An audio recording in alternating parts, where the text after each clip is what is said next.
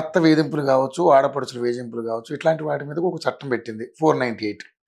ఈ case dowry harassment case something ఏదో పెట్టారు. ఇంకా వరకట్నపు వరకట్నము అని లేదు. ఇప్పుడు పెద్ద వరకట్నం ఒకప్పుడు ఉండే కానీ ఇప్పుడు వరకట్నం గురించి ఈ వైష్ణవ విషయంలో ఈ వరకట్నం ఇప్పుడు అదే చెప్తున్నాను కదా, గ్రామీణ ప్రాంతాలలో ఇప్పటికి అడుగుతారు. ఇప్పుడు సాఫ్ట్వేర్లు తర్వాత ఉంది లేండి, కాకపోతే అంత డిమాండ్ లేదు, కట్నం లేకుండా ఉంది ఉంది.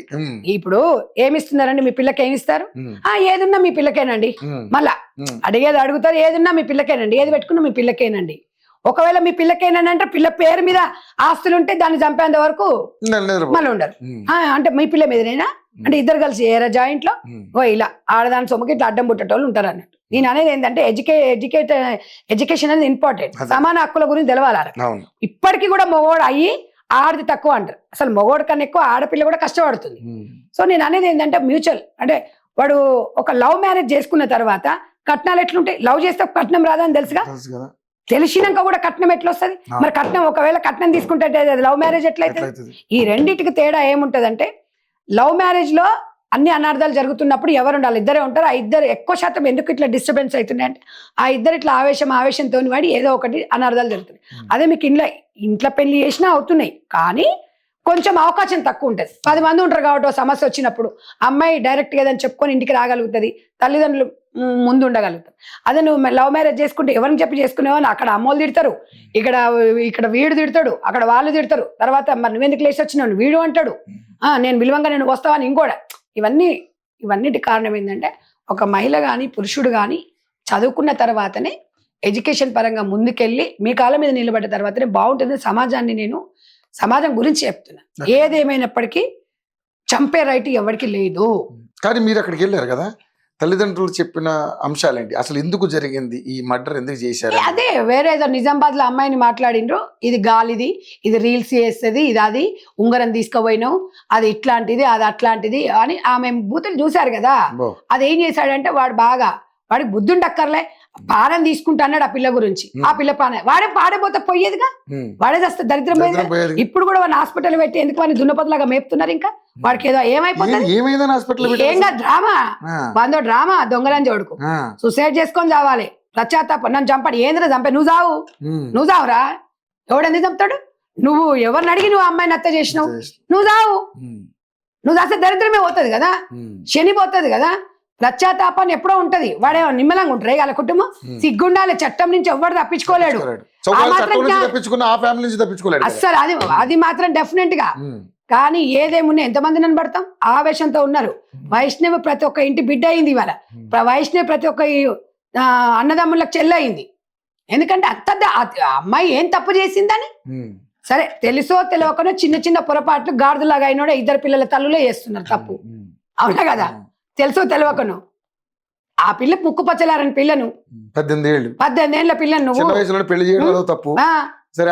ప్రేమ అని పడడం తప్పు. ఫస్ట్ వాడు దున్నపోతే ఎట్లా ఉన్నాడు? అసలు ఉందా? కాకి ఏమంటారు కదా, కాకి ముక్కుకు దొండపడే లాగుంది అమ్మాయి. చక్కగా ఎంత ముద్దుగుంది. వదిలేస్తే చక్కగా దాన్ని రోజు ఒక్క నెల ఒక అన్న పెట్టుకుంటే 13 నెలలు సాస్తారు అన్నదమ్ములు, ఇద్దరు తల్లిదండ్రులతో పాటు చూస్తే. సంవత్సరానికి ఒక ఇంట్లో ఉన్నాడు. ఆ పిల్లకి అంత ఏం పట్టింది? ఇవాళ రెవెన్యూ ఎంత బాగా సంపాదించుకుంటే యూట్యూబ్ లో ఏదో ఒకటి చంపాయించుకోవాలి, ఒక కుటుంబం అనేది అమ్మాయికి అవగాహన వస్తుంది. కాకపోతే కొంచెం పిల్లక్యాలి ఉంది.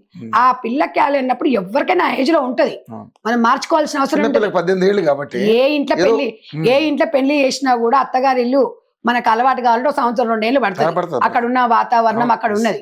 ఈ మాత్రం మనం గుర్తు చేసుకోకుండా ఇష్టం వచ్చినట్టుగా మాట్లాడి టీవీలలో మాట్లాడటం మీద తిడుతుంటారు, బయటకు వచ్చి మాట్లాడేది తెలియదు, బ్యాడ్ కామెంట్లు పెడుతుంటారు, ఏదేదో అంటుంటారు. మీ అదే చెప్తున్నా కదా నేను అనేది. అంటే ఎవరి మీదైనా ఒక సమస్య మీద బయటకు వచ్చి 10 మంది మాట్లాడినప్పుడు మీరు ఎంకరేజ్ చేయండి, లేదనుకోండి మూసుకొని ఉండండి. కానీ దయచేసి ఇష్టం వచ్చిన జడ్జిమెంట్ మీరు ఇవ్వకండి.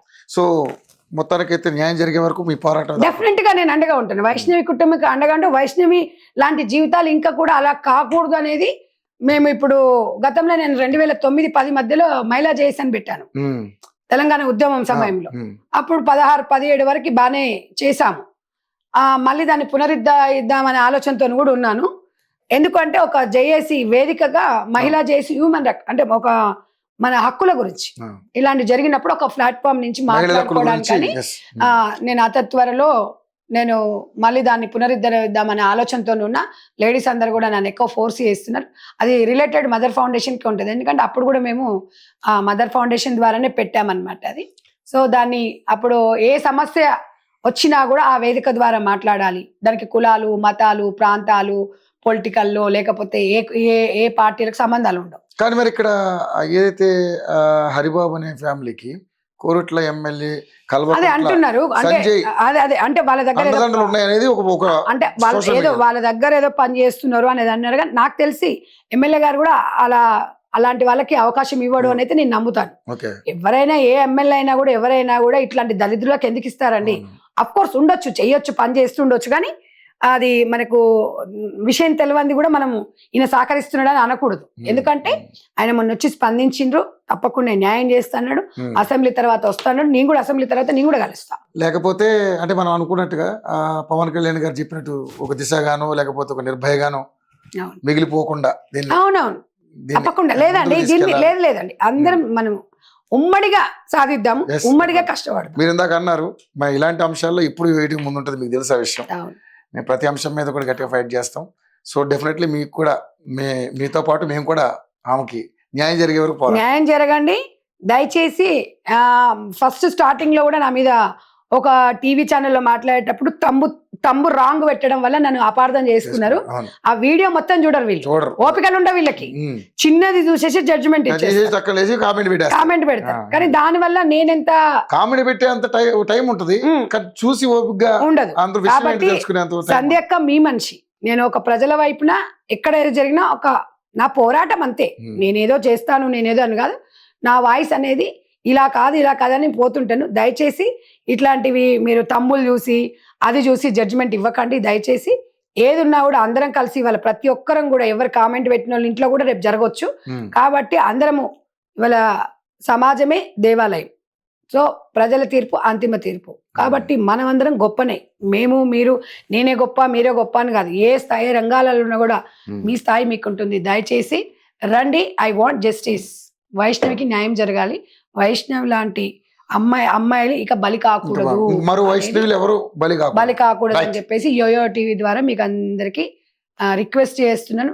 డెఫినెట్ గా పోరాడదాం, సాధించుకుందాం.